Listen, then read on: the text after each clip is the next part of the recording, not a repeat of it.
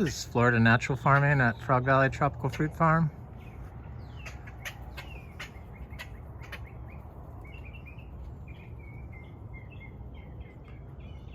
I love birds.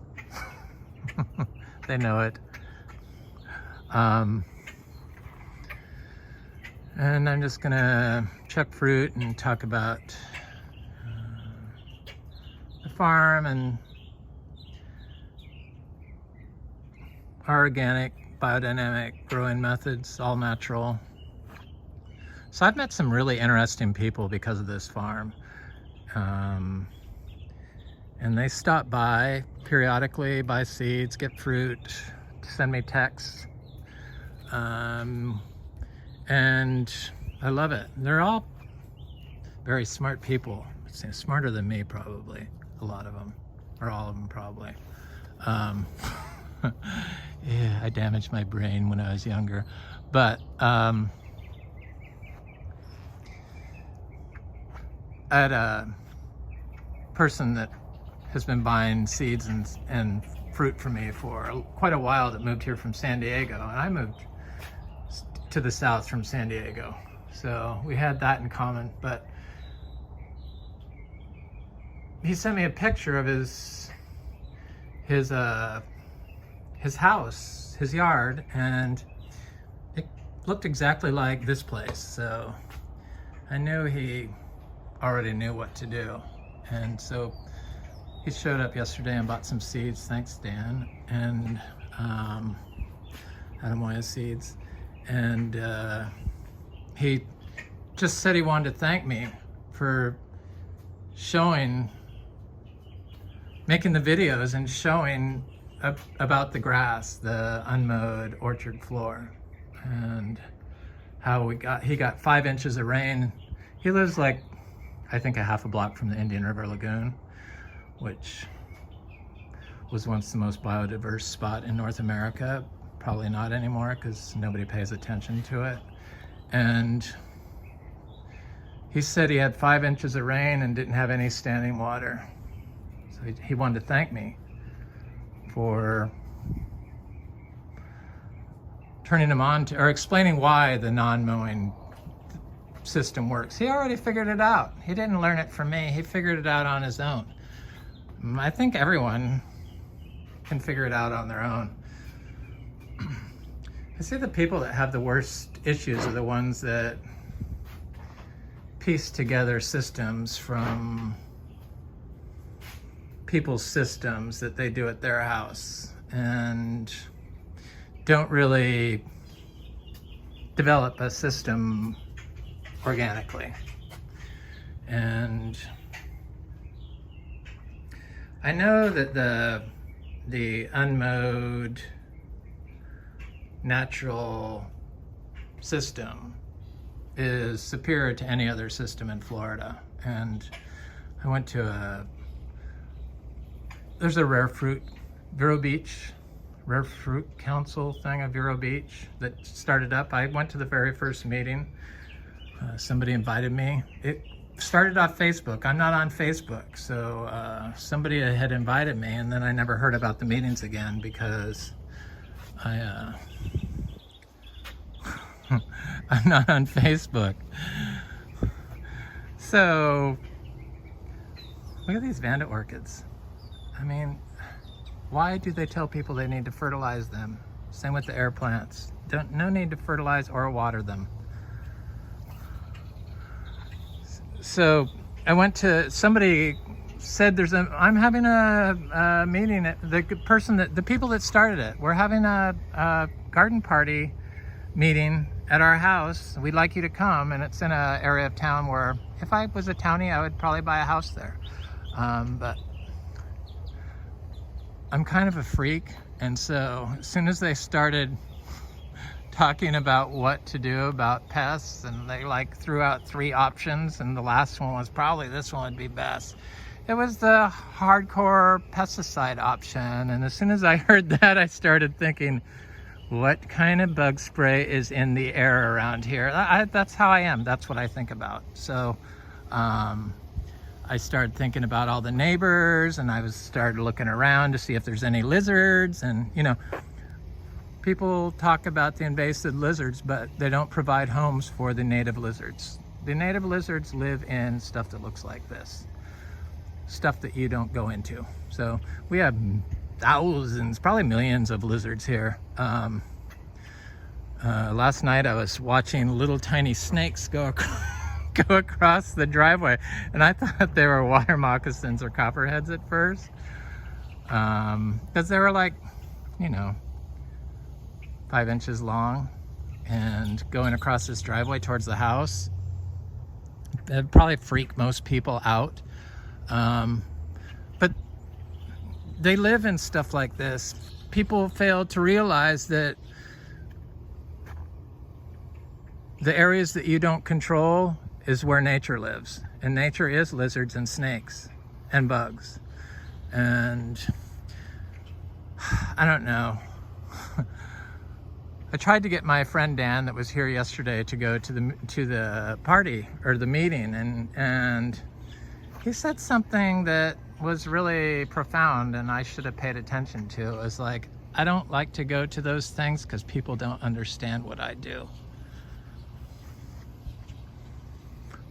And that's, when I left there, that's kind of how I felt. But I did meet my neighbor that bought the dragon fruit farm next door, because they had a rare fruit tour there, and I didn't go to it. I would have liked to go on just to see what it was like. So like a monocrop dragon fruit. They have some other things, but he has a big forest in front that hadn't been clear cut yet.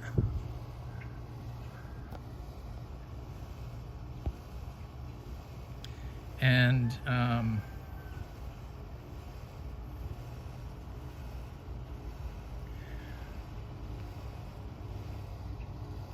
I told him, I said, if you want to I can show you how to grow cacao and plant cacao up in your forest in the front.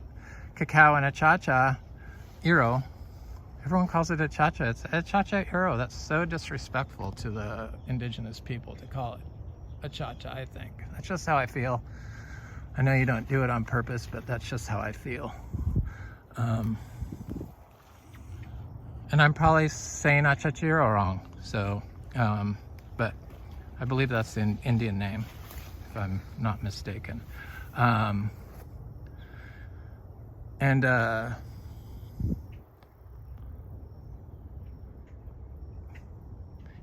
found out he moved here from Napa, so he moved from Napa to here, but he'd gone to, was it in the military at Pensacola, so he was experienced with Florida. So moved here from California, Northern California, which, you know, you can't grow tropical fruits there. And he goes, what's cacao?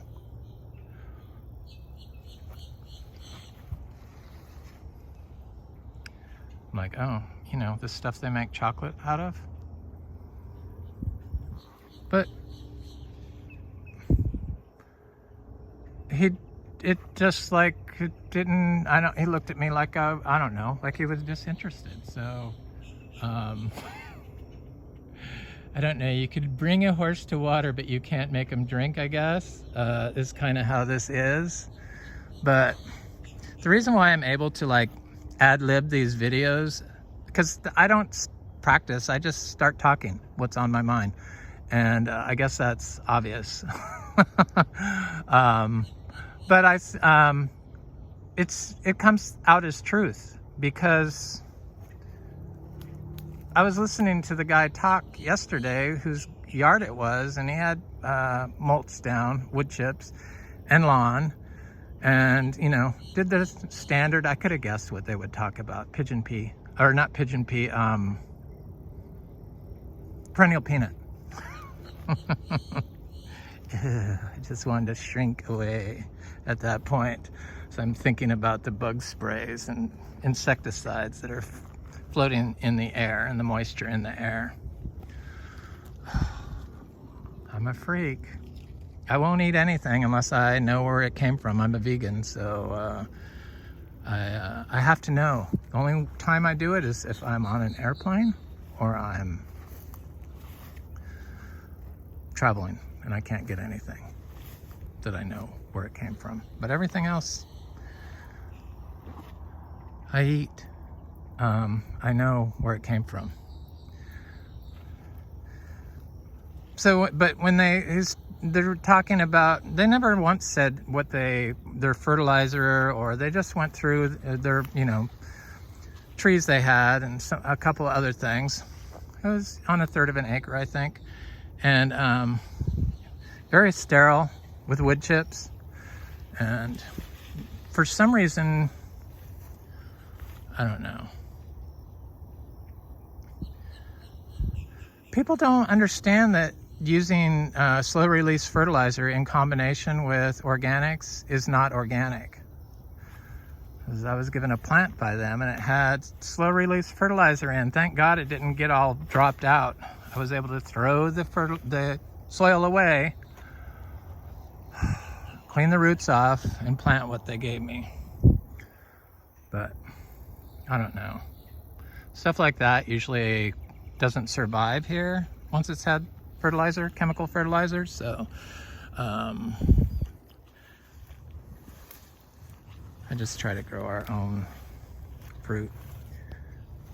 So yeah, this would all be replaced by wood chips. So it's too basic for me. And the wood chips is too basic. There's just not enough layers. And the living system is far too complicated to reduce it to wood chips and soil and your tree. It just, I don't know. It just doesn't, it's too basic. We do wood chips. I do wood chips.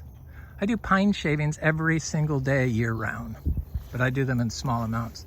I do them in combination with this. So, got to have the living root in the sand, and you got to have the undisturbed soils in Florida, because it's sand, the most easily to disturb. I'm watching him give his tour at this yard party, and he has all these young, tiny little trees,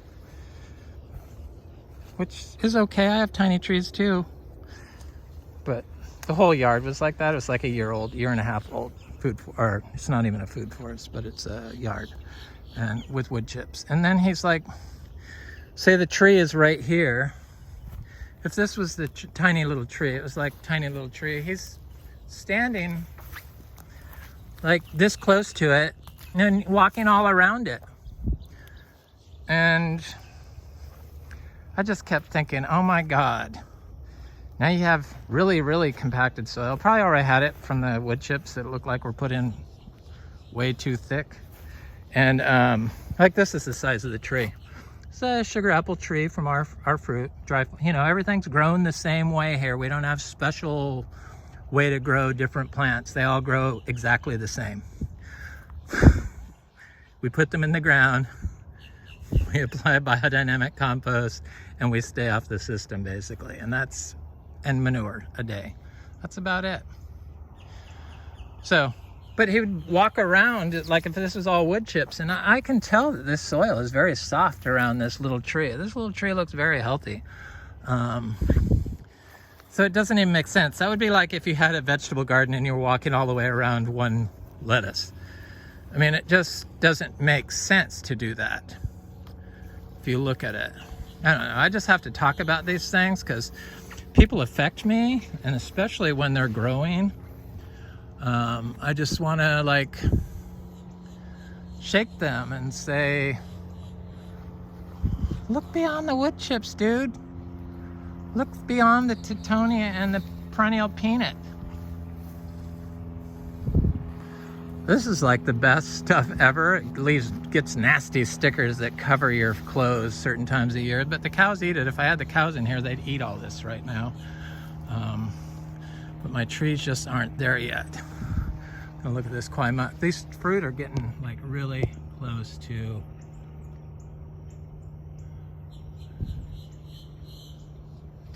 making it.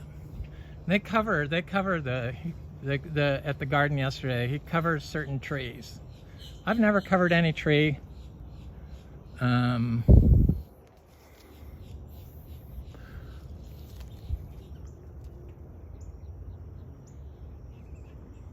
know, with screen or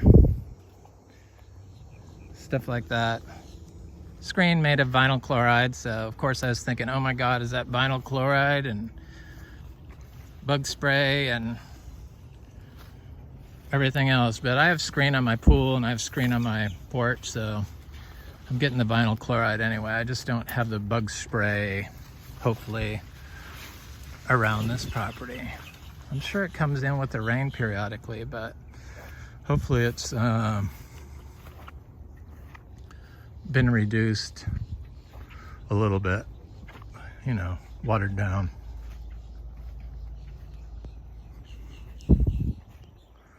And there's some wood chips. I apply this every day. I just wouldn't do I wouldn't cover the whole yard with it unless I wanted to do a market garden. And then I would do that easily. Start putting it there in the summer, get a nice big area, and then plant it in the fall, fall. Hi girls. There's my wood chips I get. Pine shavings. They're organically approved from Tractor Supply.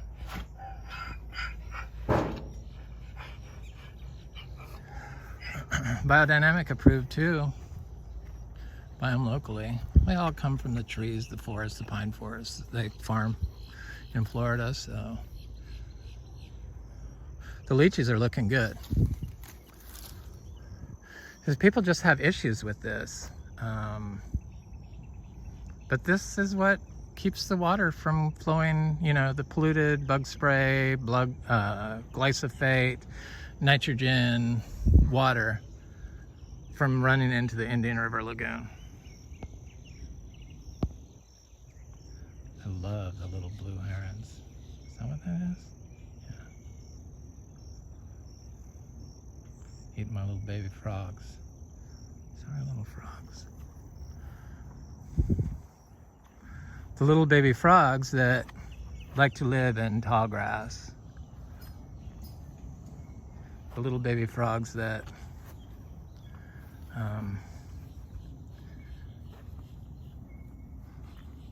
people kill with their copper sprays. Hi Pepsi. How's my little princess? She's the most gorgeous little heifer. Bogle Farms Uma. Yes, she is. She's a princess. She's like 4 different colors: gray, red, white, black, and brindle. This is Carnation, Bogle Farms Carnation. She's like a red and white brindle. In the summer and in the winter, she starts turning, see that black color? She starts turning, it's charcoal colored. She's gorgeous. So I'll talk a little bit about, this is that pasture. I'm gonna go look at it from the other side. It's like a weedy pasture. It's overeaten and we didn't get any rain, so it's just not very good. It was a horse pasture for 50 years and it's very compacted. Look at these mushrooms going in there. I didn't see any. Well, I think maybe I saw one mushroom yesterday, maybe one. These are everywhere here. I mean, you can see them. They grow all through the grass. Right next to our pine shavings. I see like a ring of mushrooms periodically in people's lawns, but I don't see like I see here anywhere. Because I mean, this is how I developed it for this. So this is like a 2-acre pasture that because I'm having interest in people buying this. I might as well share this because this is what I think people can get information from, or what people want to do. So some nonprofit veterans group wants to purchase this.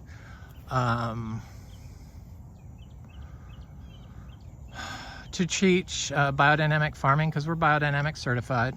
I believe in biodynamics. I don't really believe in the U.S.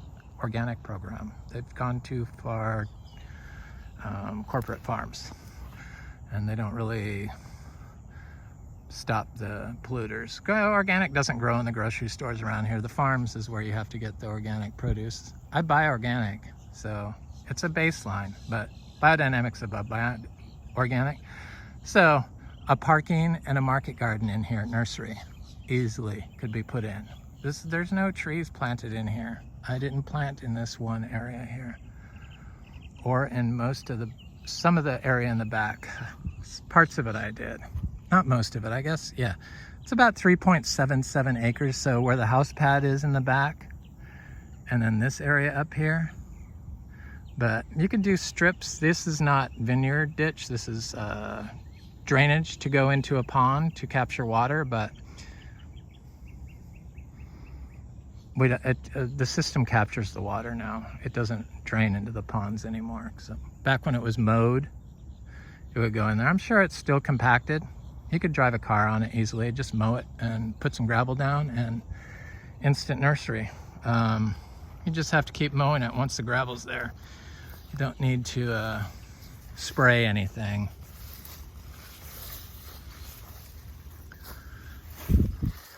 So I have all these plants that could be instantaneous nurseries, like, yeah, plants to sell.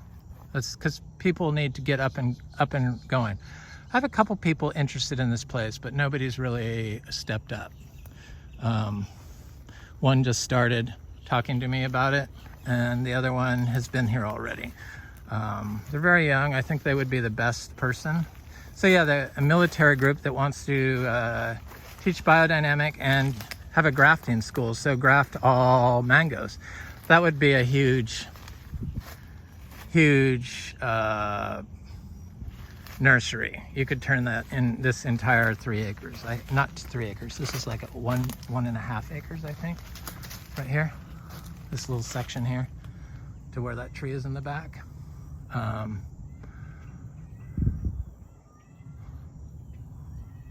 Could be done.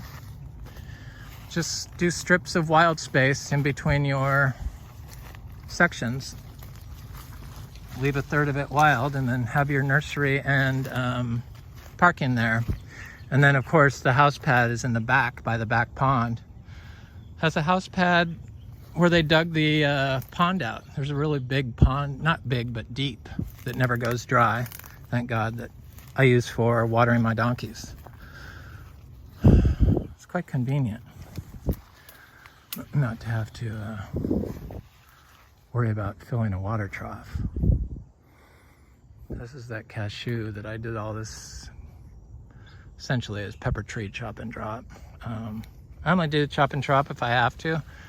And this was crowding out my cashew tree, my producing cashew tree that stopped producing during the drought and hasn't amped up yet, but I see it's going to. I see some new leaves coming out, and I don't see any flowers, but maybe right there is some flowers. So I think it's going to. I'm positive it will, because it flowers until October, so it could produce a crop. One last crop, please. Am I seeing any flowers? I saw flowers on this during the freeze. So in January it had flowers. So I guess it flowers year round when it's warm. Freeze didn't affect it. Flowers stayed on. They just didn't produce until we started getting rains. And then when the rains stopped this summer for the first time, it stopped producing, but it produced enough. The birds ate it all.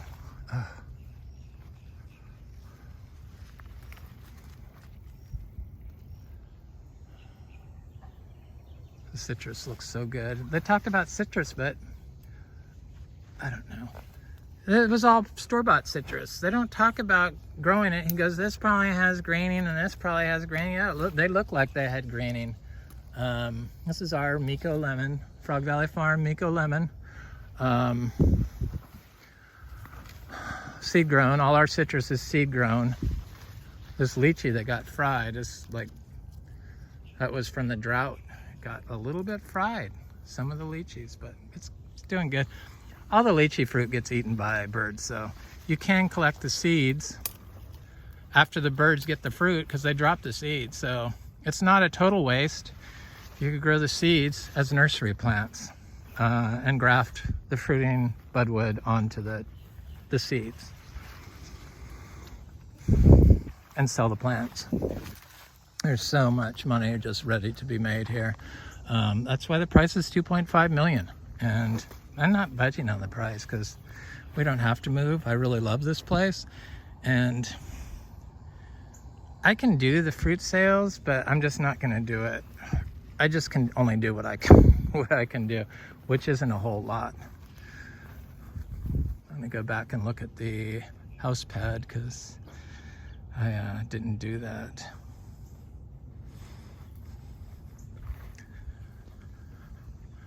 Got that achacha fruit, but I'm gonna let it ripen another day. It's a small fruit, but it developed during the drought. So that was our second fruiting on the achacheros. This is that dragon fruit farm.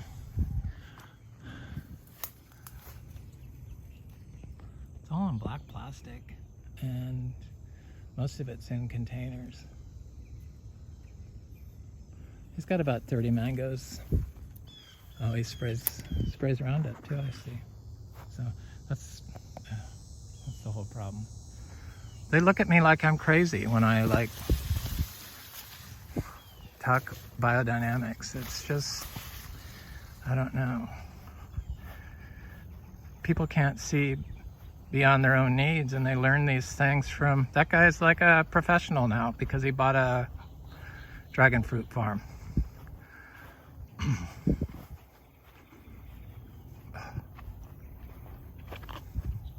at these bees, these wasps.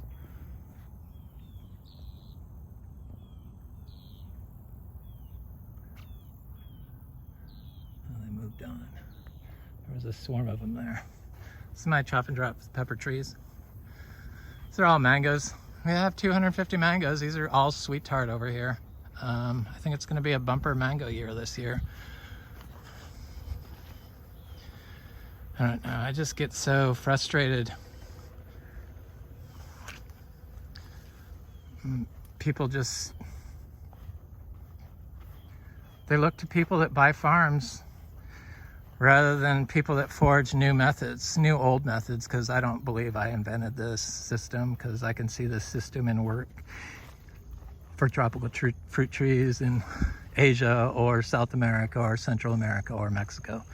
It's only in Florida, I think in California, that they do the perennial systems where they like mow everything and spray glyphosate.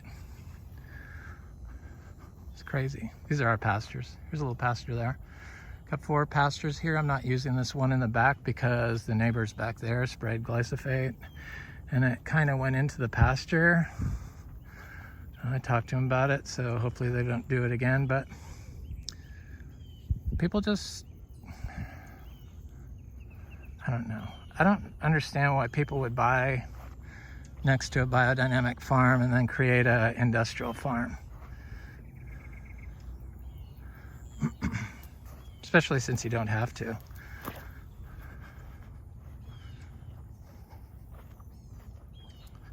But we'll see. They're good neighbors. I'll give them that. He doesn't burn, which is a big plus. The last guy used to burn his glyphosate weeds. Can't make this stuff up, I swear. So there's like a road that was poured here. This is a weedy pasture that the donkeys are in now. Are they in this one? Yeah, I need to move them. There's a lot of grass in here. You definitely don't have to feed your livestock here. You know, supplements. This is all like transforming into forest because I figure it could be intercropped with fruit trees back here. And I've done it on the far side, and I've started planting giant bamboo on the other side. So right in between these 2 trees, there's another house pad. You could build 3 more houses on this property. could go right past the barn and right to that pad. It doesn't flood. This property does not flood. It used to. When I mowed and when I moved here, it flooded and had standing water. I took a bunch of soil classes to try to figure out what was going on.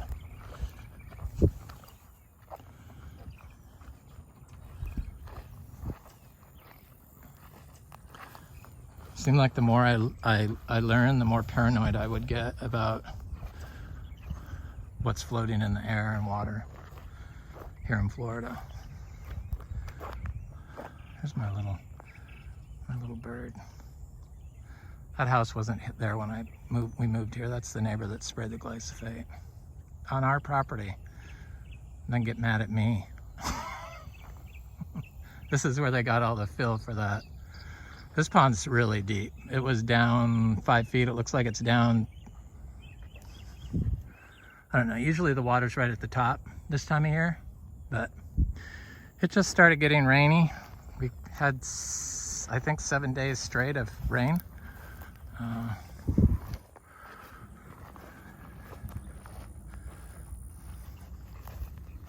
Zebu love all this stuff. Donkeys, they like some of the weeds, but they like the tips of the grasses. There's a lot of grass in here. They spend all day in here foraging around. Back here, they're in this pasture, and then there's another pasture right there, like hot wire. I'm gonna remove the hot wire if we sell.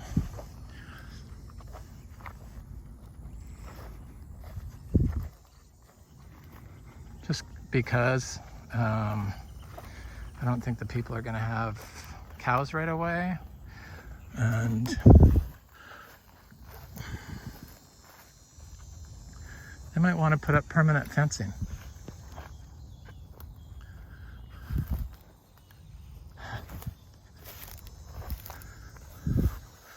Boy, these trees just got so big in here. I see a lot of the little seedling mangoes from last year. This is my path that I mow. It smells so good, the pine needles. There's little seedlings. Mango. Look good.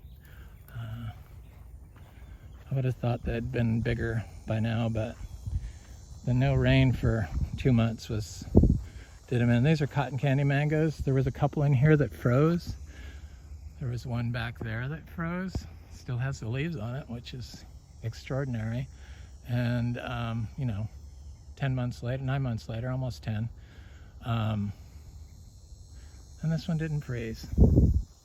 The stuff freezes in compacted areas. So areas that you have driven over, and areas that you walk all over, and areas that you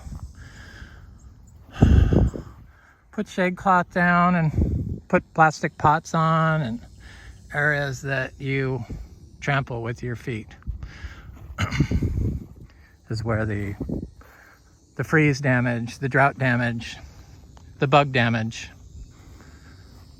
the tree death usually happens. They're all the same thing. It's a curry mango.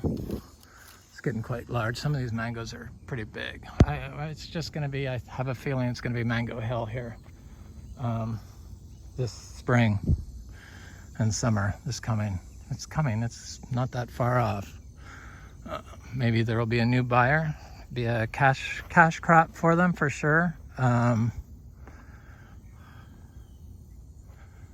But I'll do what I can do. If I'm here, I'll eat a lot, I know that. So I do like that part about it. And I like making teas from mango leaves. So the neighbor said he liked the ice cream mango. Ice cream mango. I said, what? Because he goes, what kind of mangoes do you grow? And I said, I grow them all. He goes, I like ice cream mango. I said, well, we have all the top tier Zills varieties in multiples. So 30 sweet tart and 25 Sugarloaf, though 10 of them did freeze because they were planted in planted in damaged compacted soil. So this is the ice cream mangoes. They're not real huge producers because they're so small.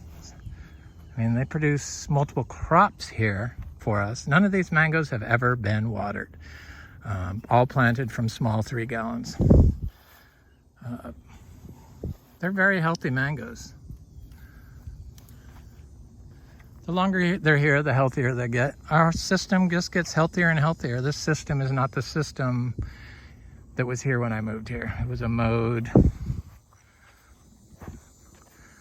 orchard floor system. I had to do 3 years of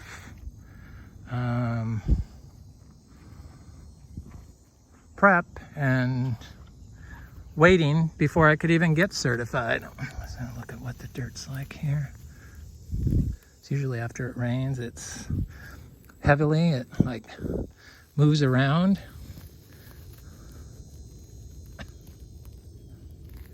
Lots of weeds here. So it's moved around so that, but still got aggregation, little aggregation, but there's a lot of mulch and stuff in there. It's all aggregated. It's not just sand, which is what this is or was. Yeah, see that, and it rolls off. It's not sand anymore. That's soil building. Adding compost is not soil building. That's another thing. All these people, I looked for the compost pile, and there's, next at that party yesterday, I did not see any compost pile or talk of compost. So I just can't go to stuff like that where they're just, it has to be 100% dedicated to organic, or I'm just disinterested, and I get disenchanted and saddened, especially when I hear the untruths in their voice when they're talking. It's not that they're lying, it's that they're unsure.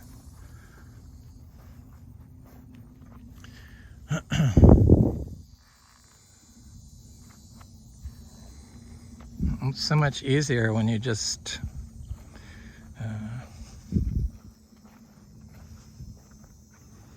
believe in what this power of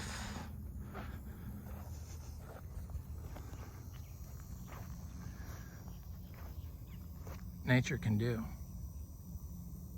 Makes it a lot simpler. These mangoes look good. That's a lemon zest mango. I'm gonna look at the soil right here.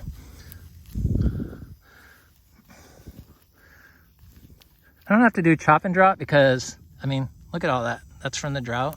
So all that stuff is like, look at this. This is why we do what we do.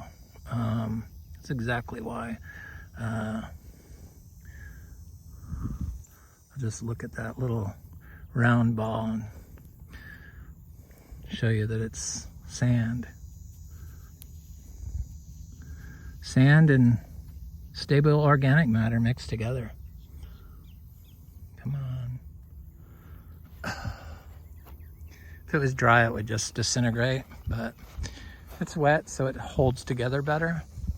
It's amazing. The soil is amazing here now. I know what we're doing here is right, and I'm just gonna keep at it.